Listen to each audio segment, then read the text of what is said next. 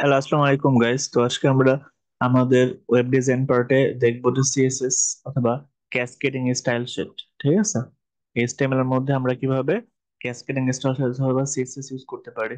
ঠিক আছে, তো সিএসএস বলতে বোঝায় ক্যাসকেডিং স্টাইল শিটস, যেটা হলো একটা কম্পিউটার ল্যাঙ্গুয়েজ, যেটা হলো আমাদের ওয়েব পেজের স্টাইলিং এবং লেআউট কন্ট্রোল করে। এটা সাধারণত একটা মার্কআপ ল্যাঙ্গুয়েজ। এইচটিএমএল এবং এক্সএমএল ফাইল ইউজ করা হয় সাধারণত। এটা ইউজ করা হয় প্রেজেন্টেশন এবং ডকুমেন্টস ডিজাইন করার জন্য। ঠিক আছে, তো সিএসএস এ কি থাকতে পারে?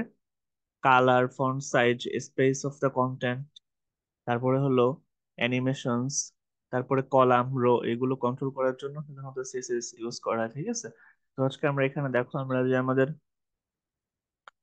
অ্যাটম শেয়ার করেছি, তো এখানে দেখো আমরা তিন ধরনের সিএসএস ইউজ করছি। একটা হলো ইনলাইন সিএসএস, ঠিক আছে, যেটা হলো আমাদের এইচটিএমএল ট্যাগের মধ্যে আমরা ইউজ করতে পারি। তারপর হলো একটা হলো ইন্টারনাল সিএসএস, যেটা আমরা ডিরেক্টলি কি করতে পারি, বোর্ডের মধ্যে আমাদের ট্যাগ ইউজ করে কালার চেঞ্জ করতে পারি, ব্লু, রেড অথবা গ্রিন, যা ইচ্ছা দিতে পারি। একটা হলো এক্সটার্নাল সিএসএস। এক্সটার্নাল সিএসএস বলতে বোঝায় কি যে আমরা একটা লিংক রিল দিয়ে দেবো।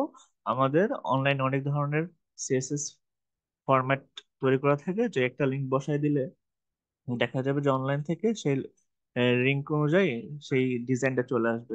এগুলো এক্সটার্নাল সিএসএস। ঠিক আছে, দেখো এখানে আমরা কি করছি, আমরা প্রথমে টকটা এইচটিএমএল, তারপর এইচটিএমএল হেড স্টাইল, একটা স্টাইল নামে ট্যাগ ইউজ করছি। তো স্টাইল ট্যাগের ভিতরে আমরা ইনলাইন সিএস এর জন্য কোডটা কি লিখছি দেখো, এইটন। এইটন হলো আমাদের একটা ট্যাগ। তারপর স্টাইল কালার কি দিচ্ছি, ব্লু, ব্লু হেডিং। ঠিক আছে, একটা ব্লু হেডিং আসবে যেটা কালার হবে ব্লু। ঠিক আছে, তারপরে আমরা কি করছি, এইটন ট্যাগটাকে আমরা ক্লোজ করে দিছি। তারপরে আমরা প্যারাগ্রাফের জন্য প্যারাগ্রাফ স্টাইল নিচ্ছি। তো প্যারাগ্রাফের স্টাইল হবে কালার, কালারটা হবে রেড। ঠিক আছে, লাল কালার, রেড প্যারাগ্রাফ। ঠিক আছে, একটা লাল প্যারাগ্রাফ দেখানো যাবে। তারপর হলো ইন্টারনাল সিএসএস। তো আমরা চাইলে তিন ধরনের সিএসএস যে কোনো একটা ইউজ করতে পারি। ঠিক আছে, তো বড় বড় প্রজেক্টে সাধারণত দেখা যায় কি যে ইন্টারনাল সিএসএস ইউজ করা হয় অথবা এক্সটার্নাল সিএসএস ইউজ করা হয়। এক্সটার্নাল সিএসএস ইউজ করে দেখা যায় কি যে অনেক বড় একটা সিএসএস ফাইল তৈরি করা দরকার হয় না, অনলাইন থেকে ইউজ করা যায়। ঠিক আছে, তো ইন্টারনাল সিএসএস এর ক্ষেত্রে ব্যাকগ্রাউন্ড কালার দেওয়া আছে পাউডার ব্লু, মানে হালকা একটা ব্লু হবে। তারপরে এইটন, এইটন হলো ট্যাগ, হেডিং ট্যাগ, এটা হবে কি ব্লু।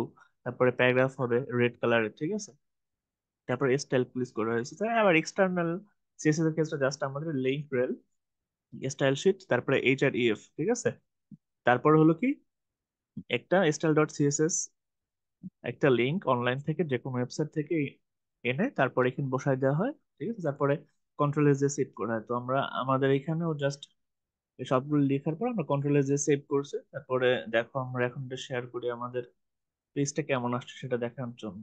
ঠিক আছে, তো আমরা দেখো আমাদের পেজটা শেয়ার করে দিই। রান করে দেওয়ার পরে আমরা শেয়ার করে দিই আমাদের পেজটা কেমন আসবে। দেখো যে দিস ইজ এ হেডিং, আমরা কি করছিলাম, আমরা দিছিলাম উপরের যে কালারটা হবে এটা দিচ্ছি কি ব্লু, দিচ্ছে হেডিং ব্লু। তারপরে আমাদের প্যারাগ্রাফটা দিছিলাম কি রেড। ঠিক আছে, তো যেটা যেহেতু আমরা এটা ব্লু দিছিলাম এই জন্য ব্লু আসছে। আর এটা যেহেতু প্যারাগ্রাফটা আমাদের ফন্ট গুলো দিছিলাম ছোট এবং দিছিলাম রেড কালারের, এই জন্য এটাও রেড আসছে। ঠিক আছে, তো এরকম ভাবে সাধারণত দেখা যায় যে আমরা আমাদের এইচটিএমএল এর মধ্যে তিন ধরনের সিএসএস ইউজ করতে পারি। একটা হচ্ছে আমাদের ইনলাইন সিএসএস, আর একটা হলো ইন্টারনাল সিএসএস, আর একটা হলো এক্সটার্নাল সিএসএস। ঠিক আছে, তো এই তিনটা বিষয় তোমরা মনে রাখবা। তো এইটাই ছিল আজকে আমাদের এই পর্যন্ত ক্লাস। Thank you.